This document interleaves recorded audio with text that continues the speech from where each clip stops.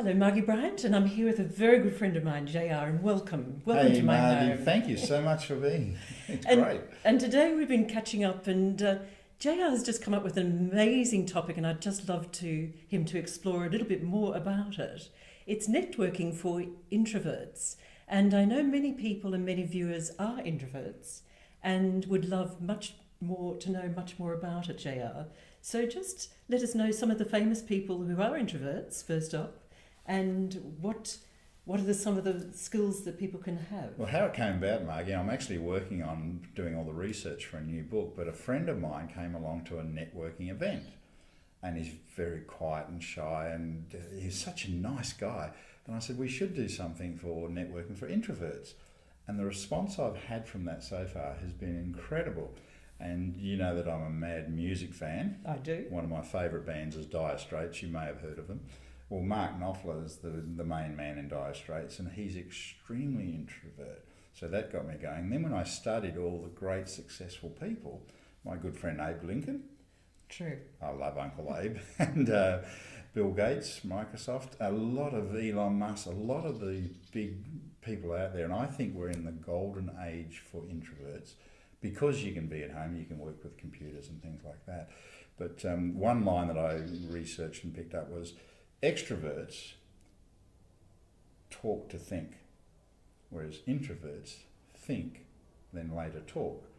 I'll repeat that for our listeners. Extroverts talk to think, because you'll go to a man, blah, blah, blah, blah, blah, blah. But introverts think and then talk.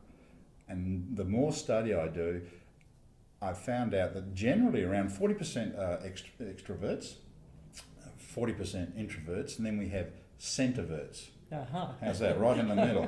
I'm one of them. Yeah, it's really interesting. But when you study the world, we need them all. Yes. Because a lot of the introverts, they're the brains. Steve Wozniak from Apple, he would sit in his office and just study. And he created everything, but he needed Steve Jobs to do the extrovert things with it. But even Steve Jobs was quite an introvert as well. So for all the introverts out there, this is your time to shine, and thank goodness you're out there because we love you.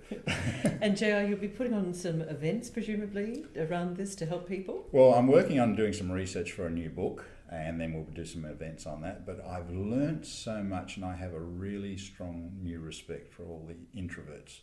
What do we call them, innies and extras? And this segues very well into introducing who you really are, JR. You and I have had the privilege of knowing each other now for a couple of decades. And long time. You have been an absolute masterful connector of people. Thank you. And that's been one of your major assets, along with many that you've had. And I remember when we met, my hair was your colour. And the thing is, when you enter a room, JR, you're always thinking about other people, how you can connect someone else. And I think this is part of the skill of being a wonderful entrepreneur that you are, and you're really a pioneer in entrepreneurship. And I think it's your ability really to think of the other, and it's based very much, you're a northern boy. Country boy. And it's those values from your family, your beautiful mother and father, and I know in your sharings with me how wonderful they really were. And could you just give some of those core values which have been central to who you are as a masterful connector? Proud to. Probably I was very, very blessed where I was brought up in a country town, and I had great parents. There was no booze and no drugs in our house, and just a solid household where you could come home and you knew mum was going to be there. But I got a lot of good advice from my dad, because we're in a small country town. He said, look, if you go out and shaft somebody, by tomorrow morning the whole town will know, so don't do it. And he said, always shake hands and look them in the eyeball, and the person you're meeting is the most important person right now in that room. And that has worked. Well, it's been a great skill to have. It's been fundamental to who you are. Absolutely, because I'm not the smartest guy in town by a mile. Matter of fact, I'm dyslexic. I can't spell for nuts. But I love music and fast cars. So that gets and fine food. Yeah, that's the way to go. Yeah, so I think it's really important, just out of the good book, and I'm not going to go all crazy now, but do unto others as, what is it? Do unto others as you want them done unto you. Yeah, and that's terrific. That's the golden rule. but now I've got the platinum rule, which goes one higher, is do unto others as they would like to be done. Yeah. So that's where the art of understanding other people and just listening and having empathy. Totally.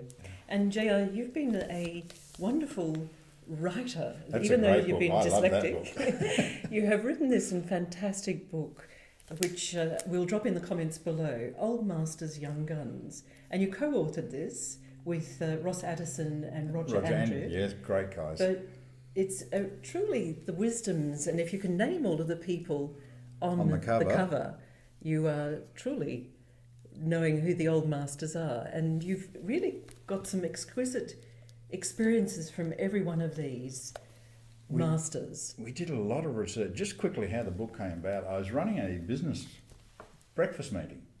And you know how I like to have energy and fun in the room. Absolutely. We all have been to boring meetings. Nothing worse. Yes, I've been to a lot of them. But I was fortunate, in the audience was Roger Andrews, and Roger came up to me afterwards and said, you have to write a book on how to run a meeting. And I started laughing because I'm dyslexic. I said, I can't even spell a book, let alone write one. But he persisted, and between him and his lovely wife, Barbara, she did a lot of research on this. And then I went away on holidays, and when they came back, he said, I've spoken to everybody you know, and they all said you have to write a book.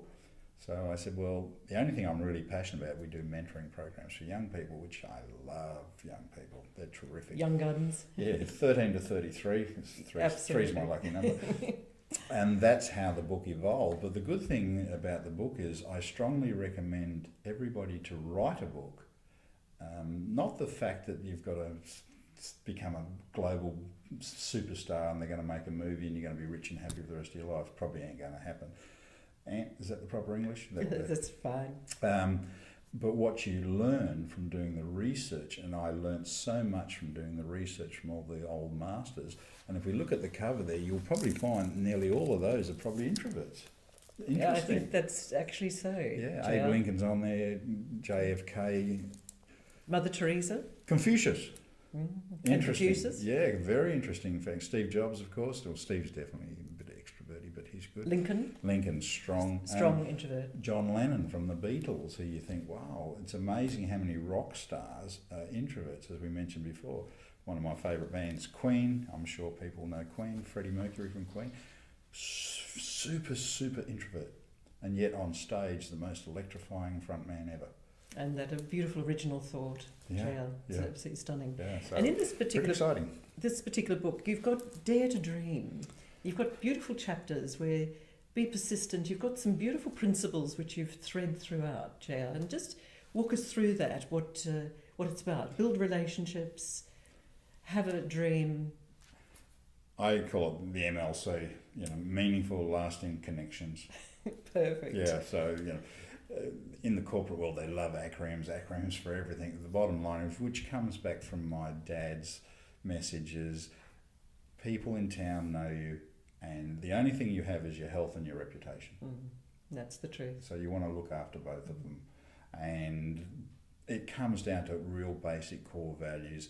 The main thing is, you can be lovable and likable, but if you don't have real strong core values, it won't last long term. So JR, what are your core values? Always be honest. Integrity, truthful. And it's rather easy to do. You don't have to be real smart, and just be pretty straight and honest. But sleep well at night. Help other people. and help. Yeah. It's really terrific. And you give those core values in this particular book. So I think that's absolutely fabulous that you do that as a guide for other people to write it down, because many people don't even write down what their values are, so it's not a guide for the rest of whatever they do.